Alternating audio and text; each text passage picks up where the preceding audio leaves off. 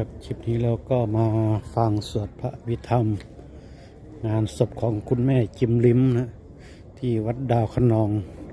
เราเคยเป็นคนรู้จัก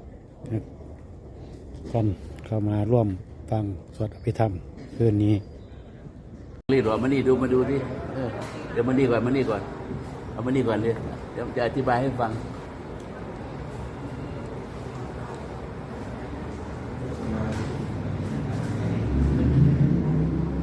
เดี๋ยวถวายผู้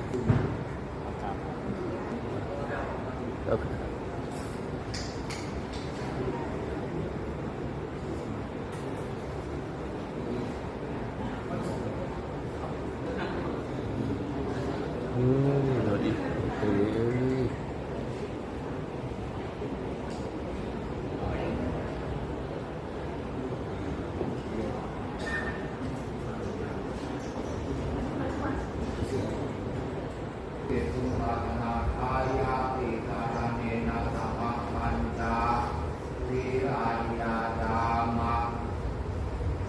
นะโมตัสสะภะคะวะโตอะระหะโตสัมมาสัมพุทธัสสะนะโมตัสสะภะคะวะโตอะระหะโตสัมมาสัมพุทธัสสะ แล้วก็มาฟังพระสวดอภิธรรมจากงานขาวดำของคุณแม่จิมลิ้มวัดดาวคะนองนะ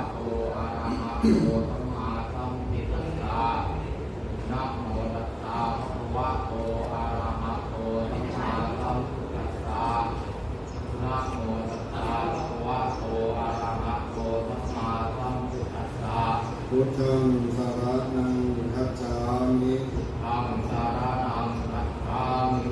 ธัมมังสารนังคัจฉามิสังฆังสารนังคัจฉามิทุติยัมปิพุทธังสารนังคัจฉามิ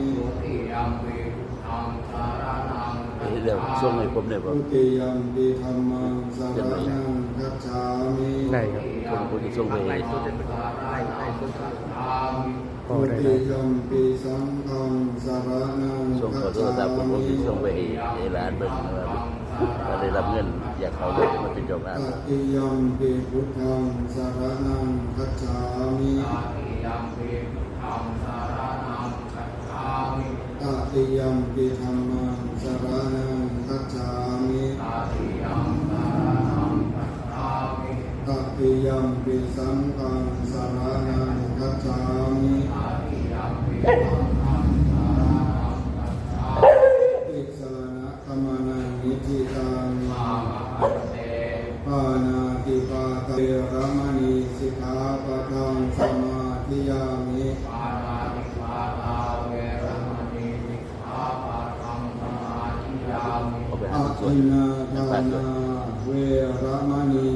าปะทังสมาธิยามิอะทินนาทานาเวรมณีสิกขาปะทังสมาธิยามิตา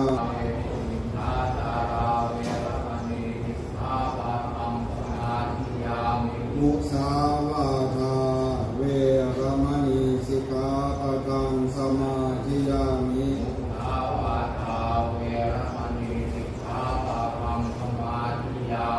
สุราเมรยะมัจจปมาทัฏฐานา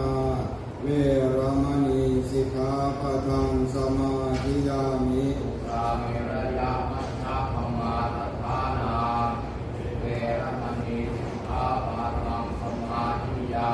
อิมานิปัญจสิกขาปะทานิสีเลนะสุขติยันติ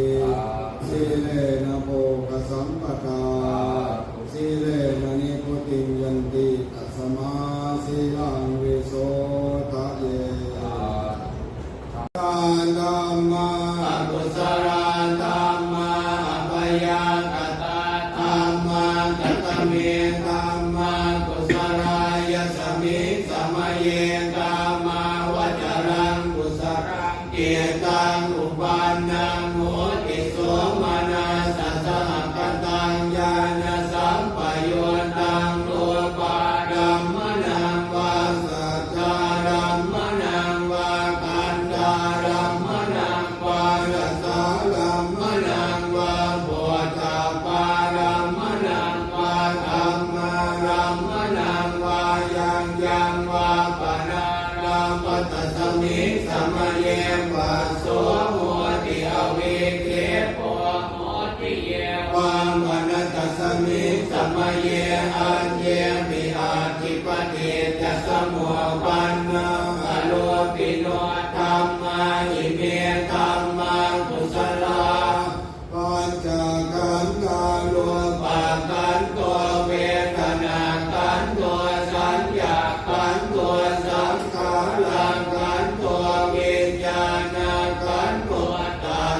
ตโมโลภะขันตัวยังเกณฑ์กิโลภะอภิตานังกัตตปัจจุบันนังกัจจตังวาปะเหตาวาโอราลิกังวาสุภมังวาอินังวาปะเหตังวายังโกเรวาสันติเกวาตะเทกัจจังอภิสัญโยหิตวาอภิสัญกิปิตวาอายังวัจติโรปาคันโตสังฆโมอสังฆโมสังฆหิเตนะอสังฆหิตังอสังฆหิเตนะสังฆหิตังสังฆหิเตนะสังฆหิตังอสังฆหิเตนะอสังฆหิตังสัมปโยโภเวปโยโภสัมปโยเตนะเวปโยตังเวปโยเตนะสัมปโยตังอสังฆหิตังขปัญญาติโยขันธปัญญาติอายตนะปัญญาติธาตุปัญญาติสัจจปัญญาติยปัญญาติปุคละปัญญาติจิตตาวตาปุคละนังปุคละปัญญาติสมัยวิโมตโตอสมัยวิโมตโตปุปะทังโมปุปะทังโมปริหานธรรมโมอปริหานธรรมโมนาคาโมอนุรักขานาคาโมพุทโธชโนโมตระโมปโยปะระโตอภโยปะระโตปฏิปันนโกภะเรติโกอะระหะอะระหะตายะปฏิปันโนปุคโลอุปาลาปฏิสัจจิกาตปรมาเทนะติกามันตายโยสัจจิกาโตปรมาโตตโตโสปุคโลอุปาลาปฏิสัจจิกาตปรมาเทนะตินะเหวังวันตาเปอาชานาหิริกหังนันติปุคโลอุปาลาปฏิสัจจิกาตปรมาเทนะเตนะวัตเลวะตาเปโยสัจจิกาโตปรมา